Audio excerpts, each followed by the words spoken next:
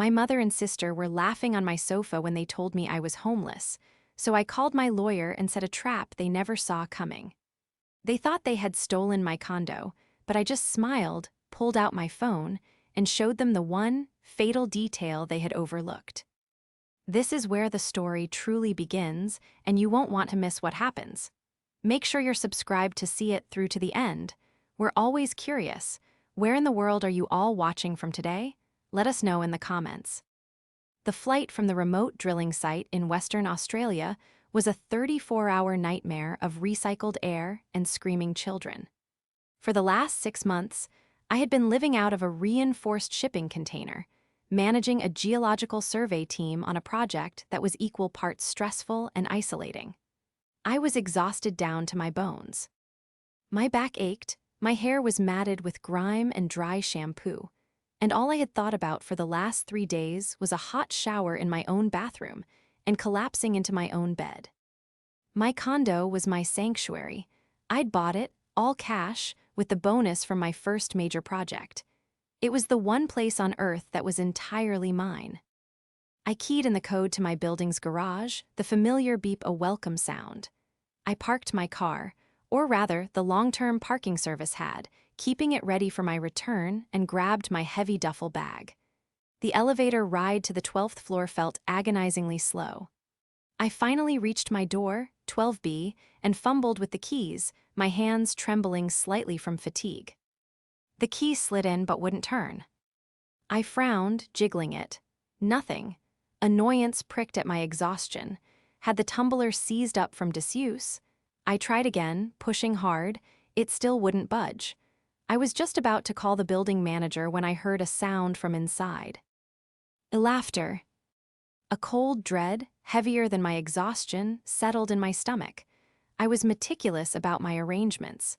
No one should be in my home. I pressed my ear to the solid wood, and the laughter came again, clearer this time. It was a high-pitched, familiar cackle that I'd known all my life. Chloe, my sister. And then a second voice, deeper, joining in. My mother, Margaret. I knocked hard. Chloe, Mom, what are you doing in there? The lock is stuck. The laughter stopped abruptly. I heard scuffling, then the click of the deadbolt sliding back. The door opened, not wide, but just enough for my sister's smirking face to appear in the gap. She was wearing one of my silk robes. "Oh, hi, Jane," she said, her voice dripping with a casual, cruel amusement. "You're back early." "What are you doing here, Chloe? And why is the lock changed?" I pushed the door, forcing her to stumble back. I stepped into my own foyer and my bag dropped from my hand with a heavy thud. It wasn't my foyer anymore. The neutral, calm beige I'd painted the walls was gone, replaced by a garish, trendy millennial pink. My minimalist console table was gone, replaced by a cheap, white-tanned gold imitation. And the smell? Instead of my clean, subtle scent of sandalwood, the air was thick with a cloying, fruity perfume. My mother, Margaret, was sitting on my sofa in the living room, her feet propped up on my coffee table, holding one of my wine glasses. "Well, look who it is," Mom said, not bothering to get up. She took a sip of wine. "We were wondering when you'd show up." "What is going on?" I demanded, my voice rising. "What have you done to my home? Chloe, what is all your stuff doing here?" Chloe drifted past me, tightening the belt on my robe. She flopped onto the armchair opposite Mom. "Well, sis, things have been so crazy. You know Mark and I are splitting up. It's just been a total nightmare. I had nowhere to go." "A divorce," I said, dumbfounded. Chloe, I'm sorry, but that doesn't explain why you're here." "Don't be such a drama queen, Jane," Mom snapped, waving her glass. "Your sister needed help, real-world help, not just, flying off to play in the dirt and ignore your family." I flinched. "Playing in the dirt? Mom, I'm a geological engineer. That dirt just paid for the surgery you needed on your knee last year." "See, always throwing money in our faces," Chloe said, rolling her eyes. "Anyway, I needed a stable place to live for the divorce proceedings. My lawyer said I needed to establish residency, and Mom, being the wonderful mother she is, helped me out." A sick, cold feeling was creeping up my spine. "Helped you? How? By breaking into my home. Don't be silly, Mom said, finally sitting up. She placed the wine glass on the table, her expression hardening. I helped her with the power of attorney you left me. The medical power of attorney? I shot back. The one that's only valid if I'm incapacitated. The one that has absolutely nothing to do with my finances or my property. Chloe and my mother exchanged a look. It was a look of shared, smug conspiracy. And Chloe giggled. Oh, Janie, she said, her voice like poison syrup. You're always so meticulous, so technical. Mom knew you'd want to help me, so she just signed the condo over to me. To help with my divorce, you know, to show the court I had assets.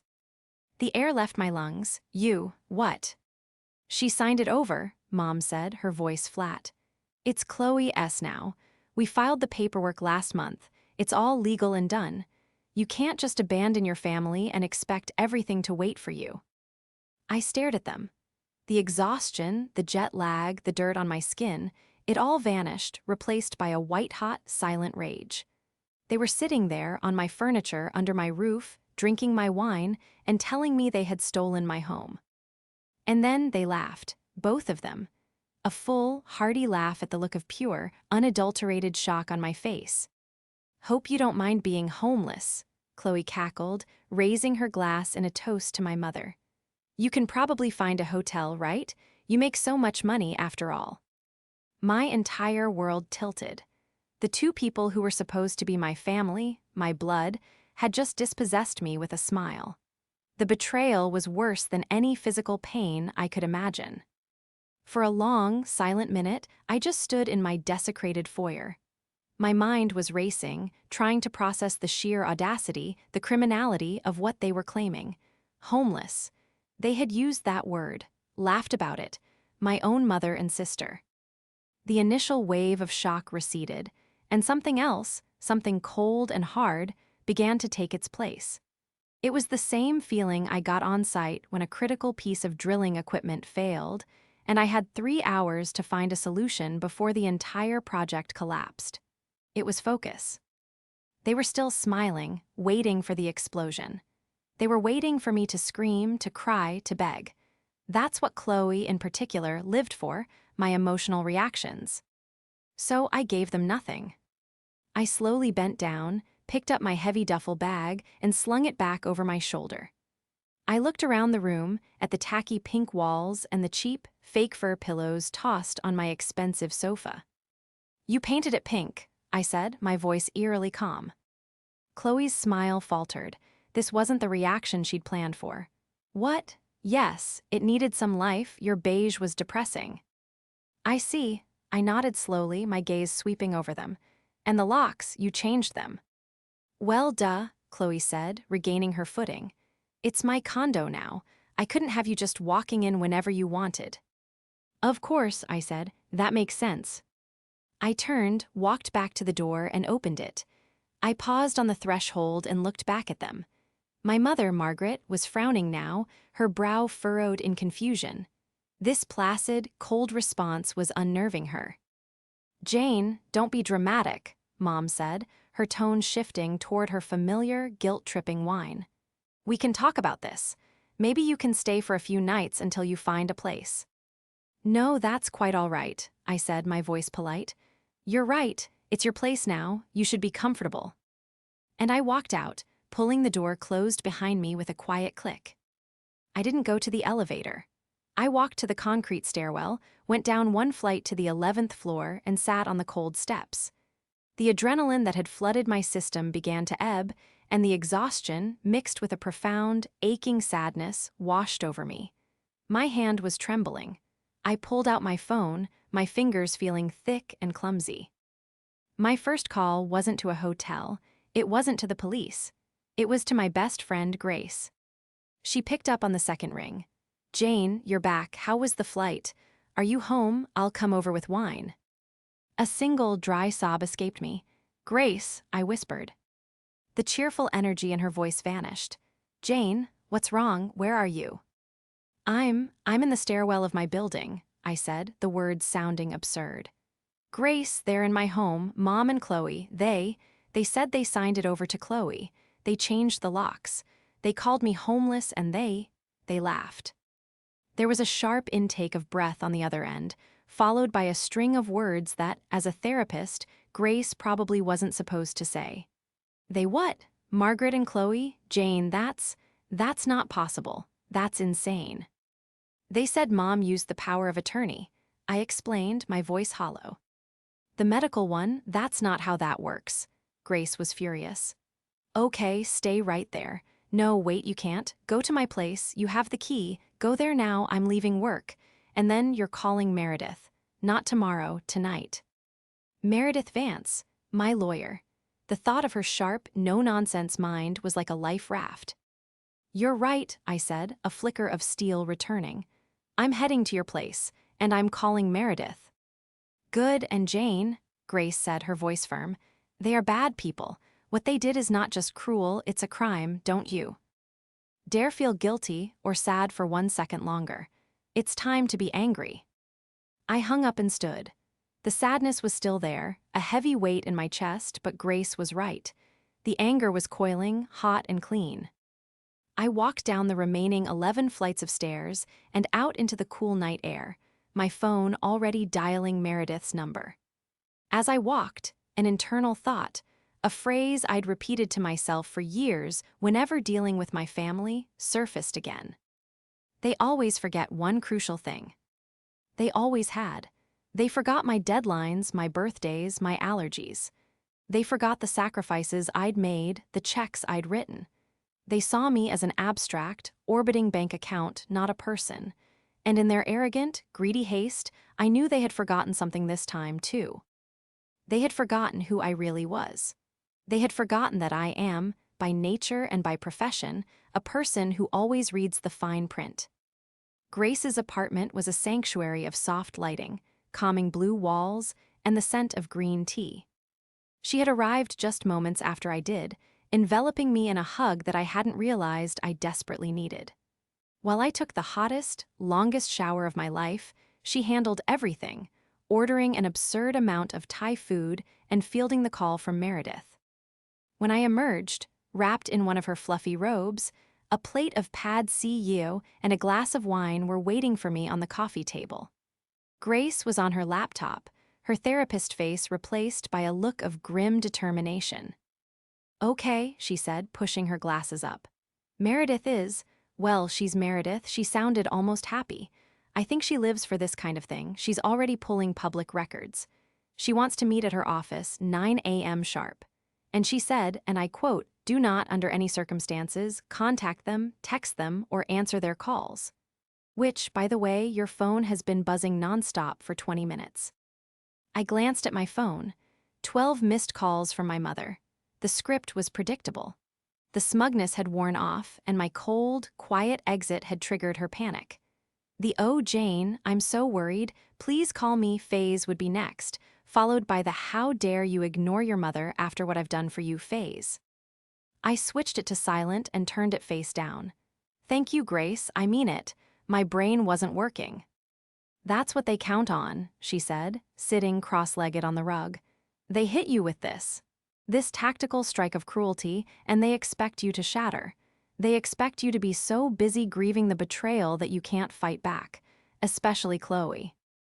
I nodded, forking noodles I couldn't taste. She's always been like this. Do you remember in high school when I saved up all summer for that used car? The down payment I'd earned bagging groceries. I remember, Grace said, her voice tight. Mom borrowed it from my bank account, just took it, because Chloe had racked up a credit card bill on a shopping spree and was too distressed to get a job. When I confronted them, Mom told me I was being selfish. She said, "It's just money, Jane. Your sister's happiness is at stake." And Chloe just stood behind her, smirking, wearing one of the new outfits. It was the story of our lives. I was the responsible one, the workhorse. I got good grades, earned scholarships, and clawed my way into a demanding, male-dominated field. I sacrificed my social life, relationships, and my own comfort, working in brutal conditions to build a life for myself. Chloe was the delicate one. She was pretty, charming, and profoundly lazy. She de-coasted through life on a wave of charm, small handouts, and my mother's fierce, blind protection.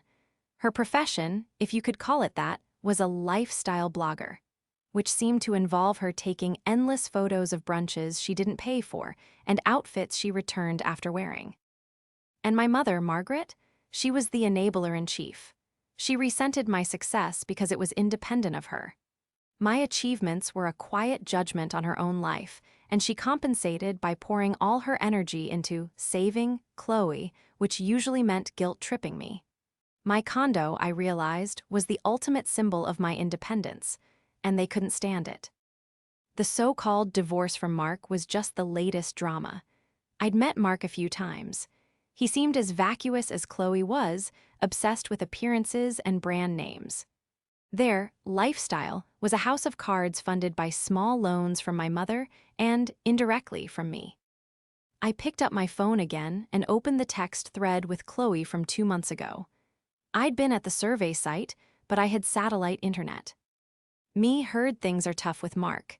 I'm sorry, Chloe. Let me know if you need to talk. Chloe, it's fine. Mark is just being a baby about money. You know how it is.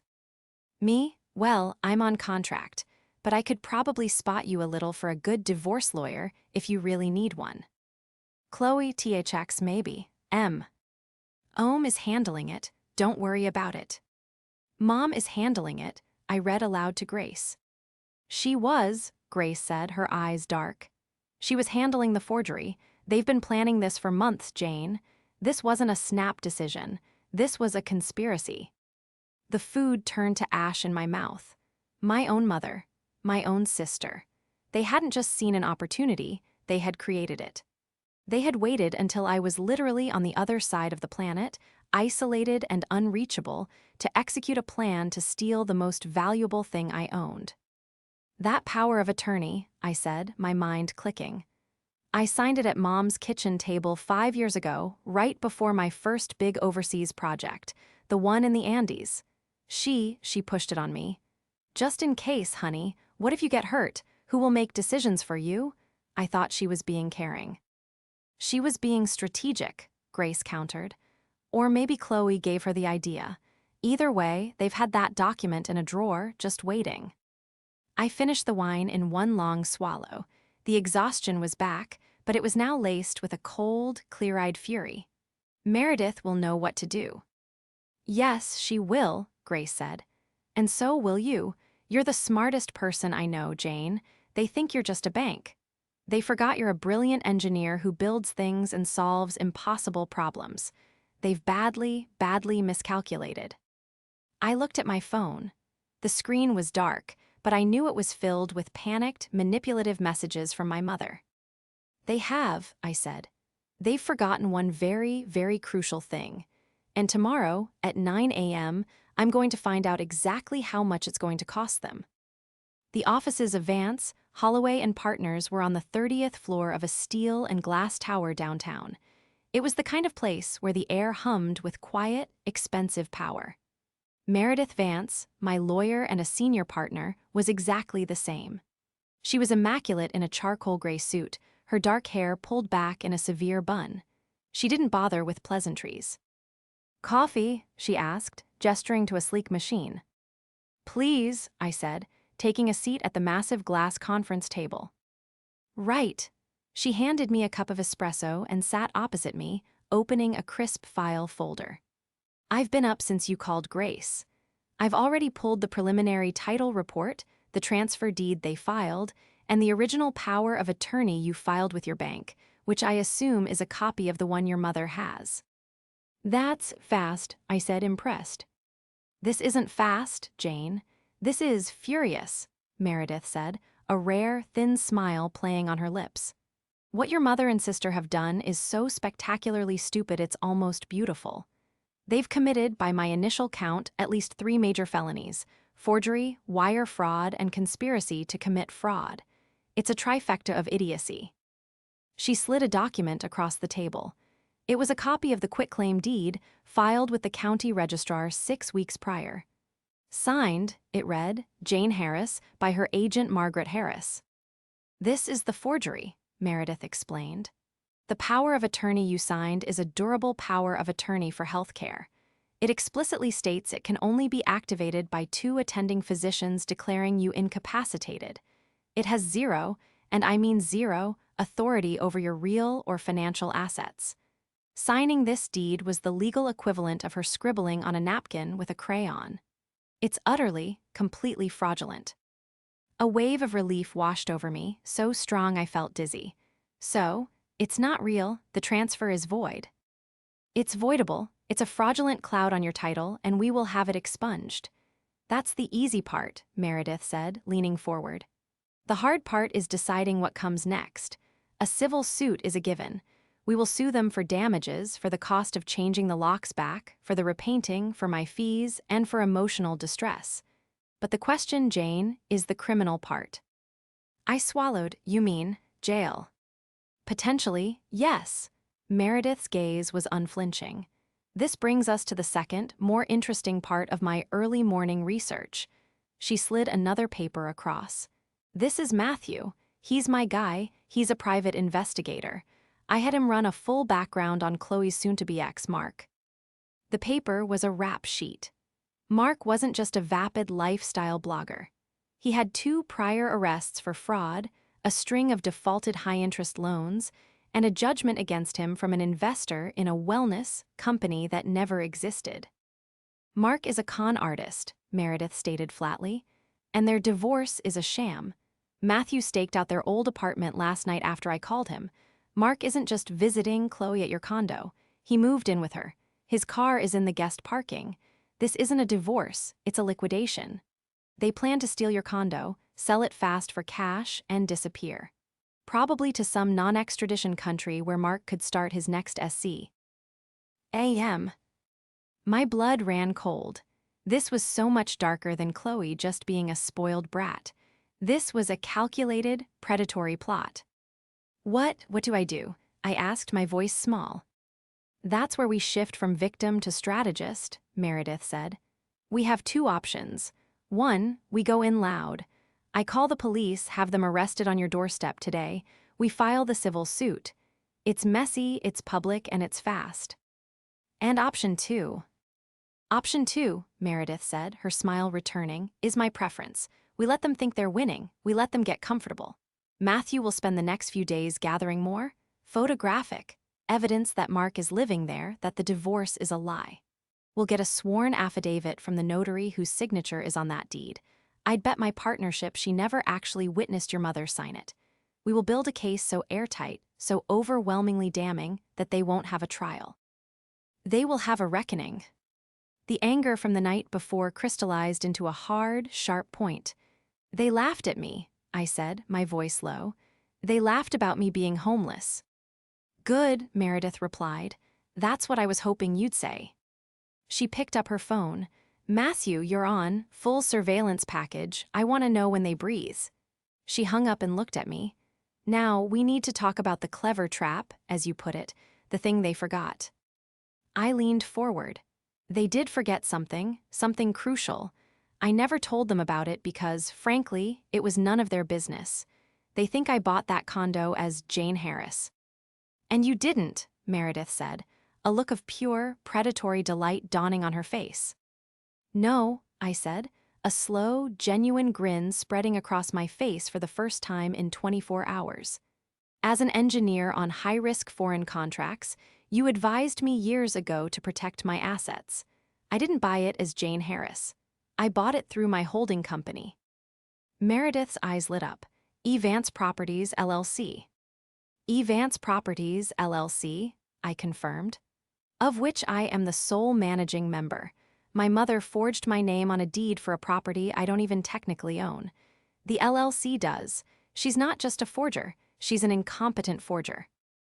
Meredith clapped her hands together, a single, sharp sound that echoed in the room. Oh, this is better than Christmas. They've forged the wrong name, on the wrong legal entity, using a voided power of attorney, all in service of a criminal conspiracy. Jane, they're not just going to lose. We are going to annihilate them. The next 3 days were a masterclass in patience. I stayed at Grace S., living out of my duffel bag, while Meredith and Matthew built the case. Matthew was a ghost. He produced time-stamped photos of Chloe and Mark kissing on my balcony, of Mark using my garage key fob, of them bringing in groceries together. He even had a recording from a bug he'd placed by their door, capturing a snippet of conversation. "Is she really not calling?" Chloe's voice, sounding nervous. "I told you she'll be fine," Mark's voice, smooth and reassuring. "She's probably just crying in some hotel. She'll give up. What's she going to do, sue her own mother?" You're right. Meredith, meanwhile, had tracked down the notary. As predicted, the notary was a panicked young woman who worked at a mail and parcel shop. She admitted, in a sworn affidavit, that Margaret had come in alone, claimed her daughter was overseas and had forgotten to sign, and that she just needed it notarized for her.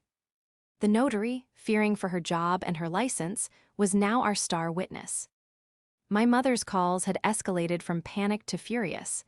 I had over 30 missed calls and a string of texts that went from "Jane, I'm worried sick, call me," to "I cannot believe the disrespect, you ungrateful child." "It's time," Meredith said on Friday morning, her voice crisp over the phone. "They're comfortable. They're arrogant. Matthew says they have a new, very expensive-looking sofa being delivered this afternoon. I think it's time to disrupt their interior design plans." She had a plan, of course. It wasn't a quiet gotcha. It was a performance. At 2:00 p.m., I stood outside my own condo door. I wasn't alone. Beside me was Meredith, holding a thick leather briefcase. On my other side was a uniformed sheriff's deputy, who Meredith had arranged to keep the peace while we served civil papers. I knocked. This time I didn't wait. I knocked again, louder. "Chloe, Mom, open the door."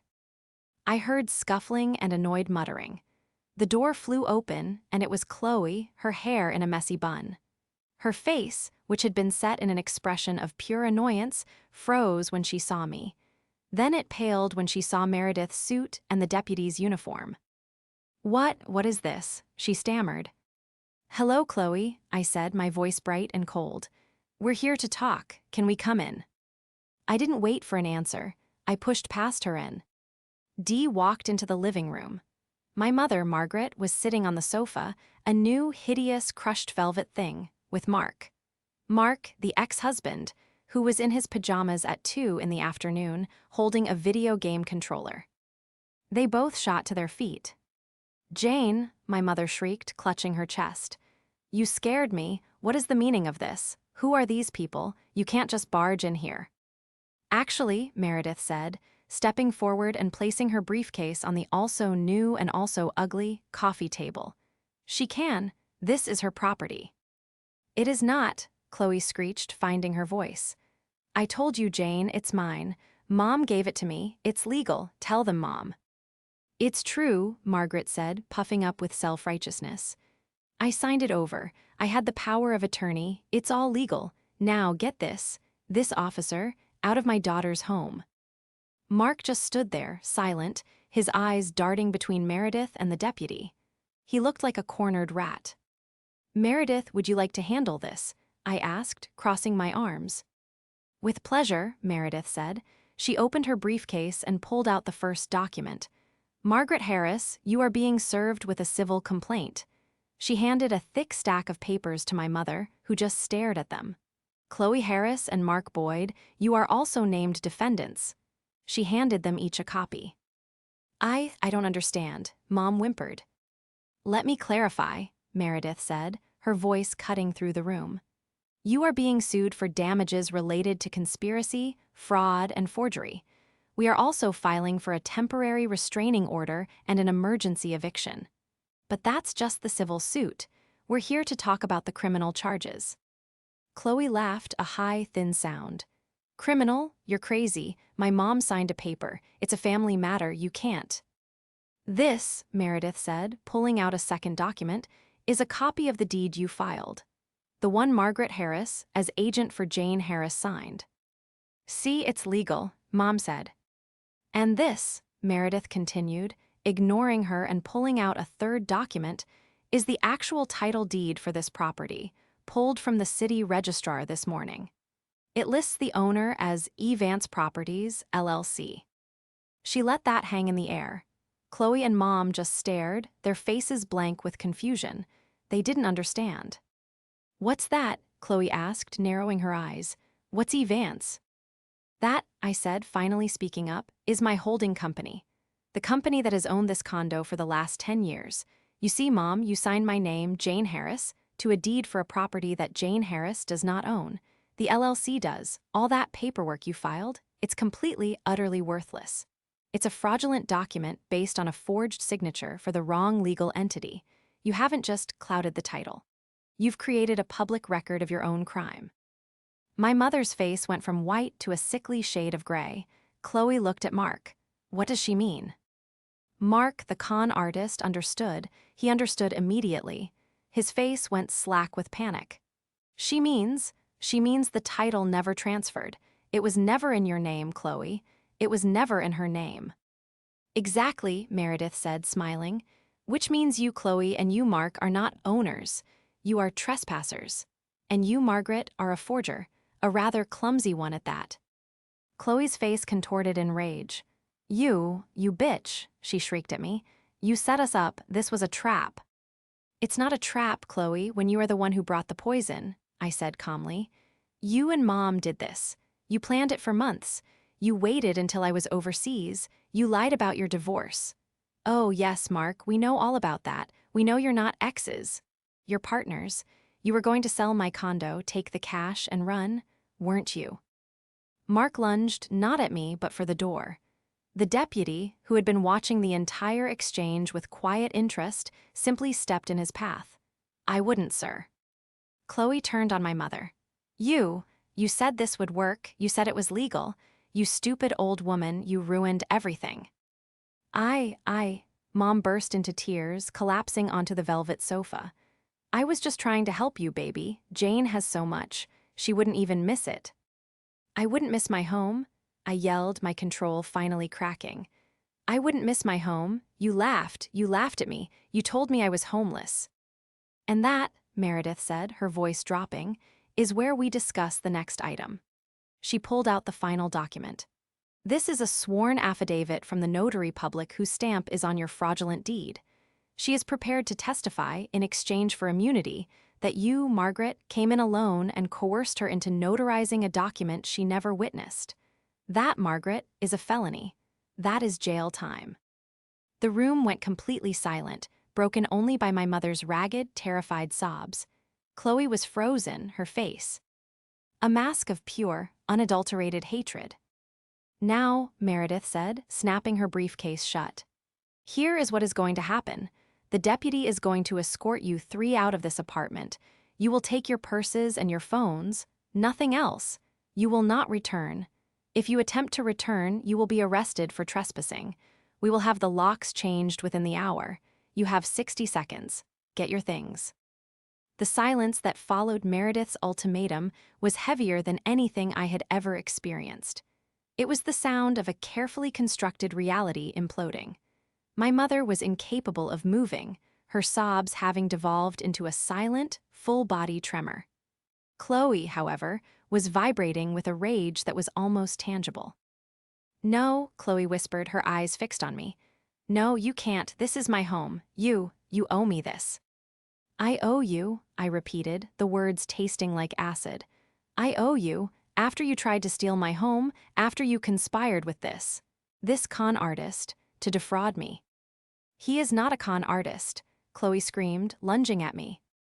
The deputy stepped between us instantly, his hand on her arm. "Ma'am, I advise you to calm down." "Don't you touch me," she shrieked, trying to wrench her arm free. "You're all in on it. This is my life you're ruining." Mark, seeing his exit blocked and his meal ticket in hysterics, finally spoke. "Baby, calm down," he said, trying to muster his smooth, reassuring tone. It came out shaky and desperate. "Let's just talk to the lawyer. I'm sure we can clear this up." Meredith actually laughed. "Clear this up? Mr. Boyd, the only thing you'll be clearing up is your schedule for your arraignment. We have your entire history, the defaulted loans. The wellness scam in Arizona. We know exactly who you are. And now, thanks to your little adventure here, the district attorney is going to know, too. This new information, the fact that we knew about his past, hit Mark like a physical blow. He staggered back, his bravado evaporating. He looked from me to Meredith and then to Chloe, his expression curdling from panic to contempt. He spat at Chloe.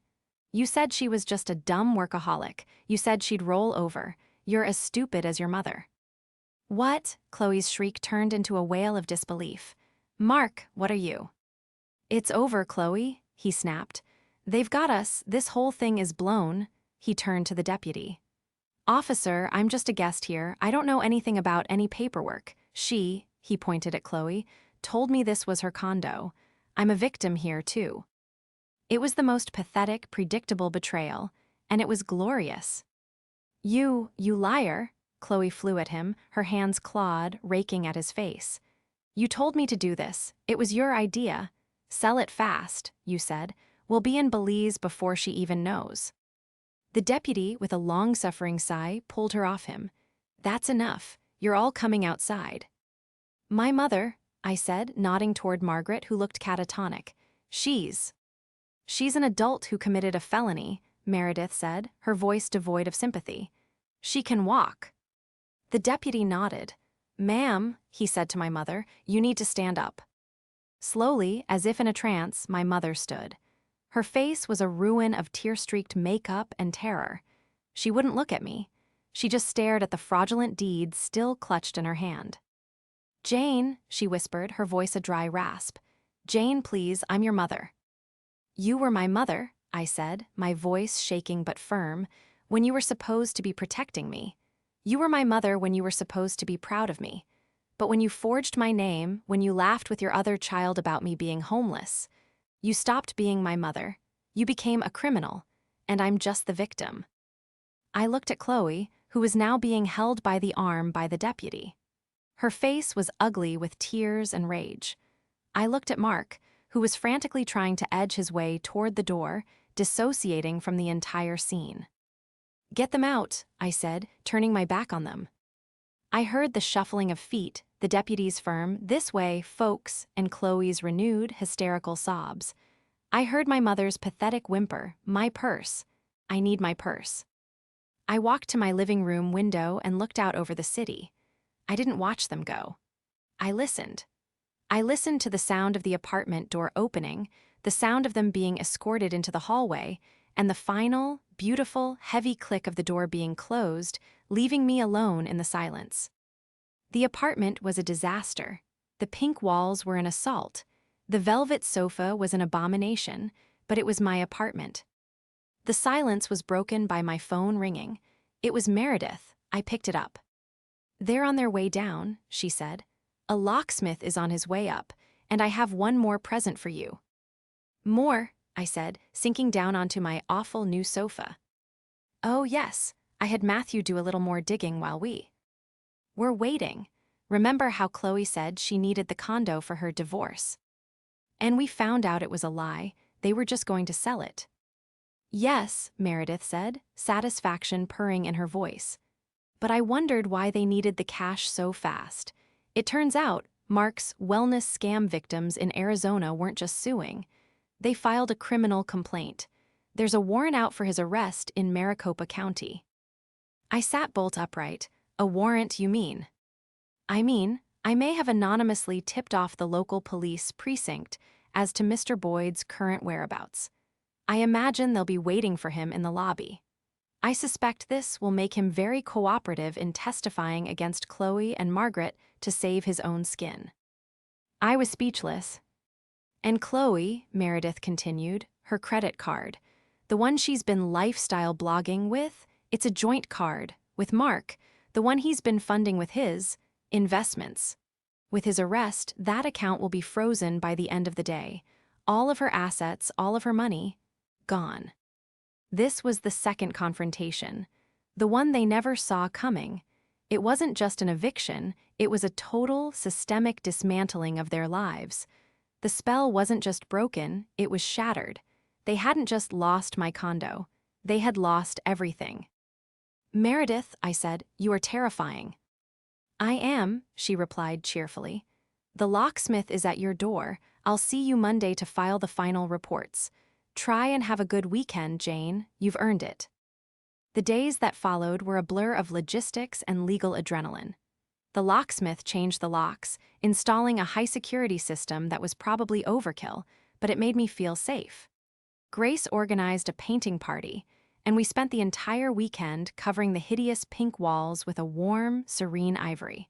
We hauled the velvet sofa and cheap, gold-legged tables to the curb. It was a cleansing, a reclamation of my space. Meredith's predictions, as always, were flawless. Mark Boyd was arrested in the lobby. Faced with an Arizona warrant and our mountain of evidence, he sang like a canary. He gave a full, detailed confession, painting Chloe as the greedy, manipulative mastermind and Margaret as the willing, spiteful accomplice. He admitted the entire plot was to sell the condo, split the cash, and flee the country. The district attorney, armed with Mark's testimony, the notary's affidavit, and the sheer, breathtaking stupidity of the fraudulent deed, moved fast. Margaret and Chloe were formally charged. The climax wasn't a public showdown at a family dinner. It was something far more sterile and, in its own way, far more brutal. A pretrial mediation hearing in a soulless conference room at the county courthouse. It was the first time I'd seen them since the deputy escorted them from my home. I was flanked by Meredith. They were across the table, each with their own beleaguered court-appointed public defender. They looked diminished. Chloe, stripped of her trendy clothes and makeup, looked sallow and thin, her eyes red-rimmed and darting. My mother, Margaret, looked like a woman who had aged 20 years in 2 weeks. She was crumpled, gray, and terrified.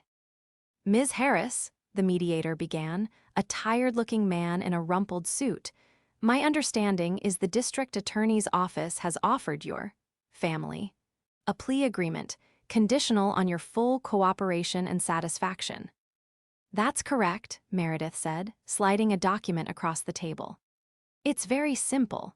In exchange for pleading guilty to the felony charges, conspiracy to commit fraud for Chloe, forgery for Margaret, the DA is offering 5 years probation, 1,000 hours of community service, and full, court-ordered restitution. Chloe's lawyer, a young man who looked exhausted, sighed. Restitution for what exactly? The condo was never successfully transferred. There were no actual financial damages. Meredith smiled. It was not a nice smile. Restitution, she said, for Ms. Harris's legal fees, which are substantial. Restitution for the cost of the locksmith, the painters, and the replacement of the furniture you disposed of. Restitution for the 2 weeks of wages she lost having to deal with this instead of returning to her duties. And, she added, restitution for the security deposit on the low-income apartment your clients are now presumably sharing. We're also requiring the immediate, permanent signing of a restraining order. They are to never come within 500 feet of my client, her home, or her place of work again. Chloe finally looked at me, her eyes brimming with a venomous, self-pitying hatred. You're doing this, she hissed, her voice hoarse. You're sending your own mother to jail. It's probation, Chloe, I said, my voice as calm and steady as the bedrock I studied. You're not going to jail, though you deserve it. You're getting a felony record, a record that will follow you, a record that will make it very diffy. Cult to get a lease or a loan or a job. You're getting the consequences, something you've avoided your entire life. But what are we supposed to do? Margaret suddenly wailed, her first words of the day. We have no money, Mark is gone, Chloe's accounts are frozen, we're homeless, I supplied, my voice quiet. Is that the word you're looking for? My mother flinched as if I had struck her. The mediator cleared his throat, looking down at his papers. You laughed, Mom, I said, leaning forward. You sat on my sofa in my home and you laughed at the idea of me being homeless. You did this. You stood by for 30 years and watched her take and take and take from me, and you encouraged it. You signed your name to a lie. This isn't a family matter. This is a crime. I stood up. Meredith, I'm done here. Wait, Chloe's lawyer said, panicked. If she doesn't sign off on the deal. The DA's alternative, Meredith said brightly, is to proceed to a full criminal trial. Given Mr. Boyd's confession, we are very, very confident of the outcome. And at that point, probation is off the table. We will be asking for the maximum sentence. 18 months in state prison, for both of them. Chloe's head snapped up. No. Margaret just dissolved, her head hitting the table with a dull thud, her body shaking with silent, terrified sobs. Chloe stared at her mother, then at me. The hatred in her eyes was warring with a desperate, animalistic panic. She knew she was beaten. She knew her enabler was broken. She was, for the first time in her life, completely and totally alone. "Sign the deal, Chloe," I said. "Sign it, and I never ever have to see you again." Her hand was shaking so badly she could barely hold the pen, but she picked it up. She looked at her mother, who was incapable of doing anything. Chloe grabbed the paper, her movements jerky, and scribbled her name. Then she shoved the pen at her mother. "Sign it, Mom," she hissed, her voice a venomous whisper. "Sign it, you useless old. Just sign it." My mother, her hand guided by her weeping daughter, shakily signed her name. It was done. There was no triumphant speech. There was just the quiet scratch of a pen, sealing their fate. I turned, without a backward glance, and walked out of the room, leaving the ruins of my family behind me. The resolution of a legal battle is never as clean as it is in the movies. There is no final, swelling music. There is only paperwork, but in its own quiet way, it was a total victory. Margaret and Chloe pled guilty. They were both convicted of felonies. Their 5-year probation came with severe restrictions, including mandatory employment and wage garnishment to begin the long, slow process of paying the 6-figure restitution I was owed, mostly for Meredith's formidable fees. The restraining order was granted, a crisp white piece of paper that legally barred them from my life. Mark Boyd was extradited to Arizona, where he faced a mountain of charges. He pled guilty and received a multi-year prison sentence. I heard from Meredith that he had, in fact, testified that the entire condo scheme was Chloe's idea from start to finish. The news of their downfall rippled through my extended family, who had long been silent observers of my mother's favoritism. The silence broke. I received calls from aunts and cousins, apologizing for not stepping in sooner, for always letting Margaret get away with it. They were awkward, fumbling calls, but they were a start. The family, it seemed, had finally been jolted out of its dysfunctional orbit. 6 months after I had walked out of that mediation, I was back on a plane, this time to a project site in Norway. But the departure was different. My condo was secure, watched over by Grace, who had a legal, enthusiastic set of keys. My assets were bundled even more tightly by Meredith, who had restructured my LLCs into a fortress. I was leaving not as an escape, but as a choice. I found a strange, quiet peace in the wake of the storm. The anger had faded, leaving a scar, but also a sense of profound, weary relief. I had grieved the loss of my family long before they'd tried to steal my home. The court case was just the funeral. One evening, while I was video chatting with Grace from my new, much more comfortable-looking work trailer, she held up a letter. "This came for you. It's from your mother." I paused. What does it say? Grace opened it. It's a check for $47.11. Looks like the first wage garnishment payment. She turned the check over, and there's a note on the back.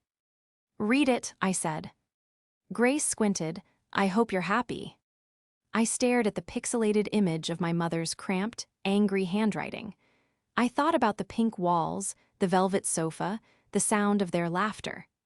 I thought about the look of sheer, pathetic terror on their faces in that conference room. "You know," I said, leaning back in. "My chair, I really am. I had my home, I had my career. I had a friend who would help me bury the bodies or, in this case, hire the lawyer to do it legally.